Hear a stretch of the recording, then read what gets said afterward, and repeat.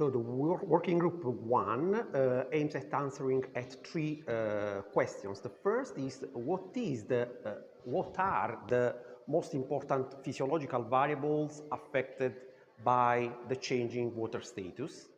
And the second is, does the importance of this variable change according to the species? Because we are testing 6 species, so apple, pear, peach, kiwi fruit, olive, and grapevine. And to do this, the working group is divided in 5 tasks. The first is to identify the best variables affected by water status.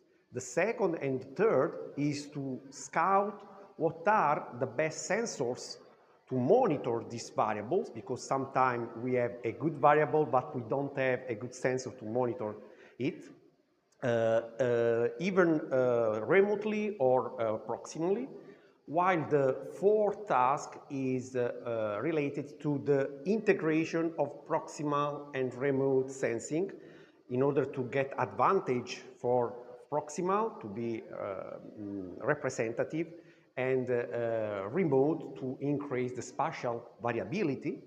And the fifth will be focused on the listing the best practice to adopt this kind of technologies and what are the bottlenecks.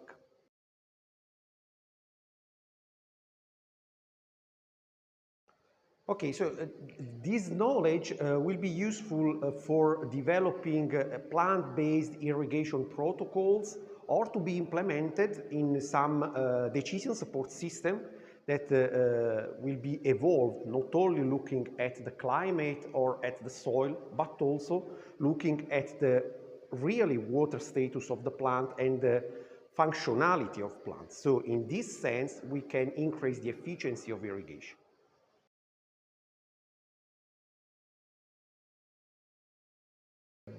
The big gamble of the working group 1 is to take together a lot of scientists. We are scientists and companies. We are more than 120 in this working group. And so the objective is to share the experience and the expertise, first of all, and to valorize our data, because in our drawers we have a lot of data. And so in this way we can put together all this data, valorizing them, looking at some similarities between species or between area, or finding some differences. So the ambition is to create at the end of the project a diffuse ecophysiology lab in Europe and in not EU countries. So in order to have a virtual laboratory sharing data and protocols.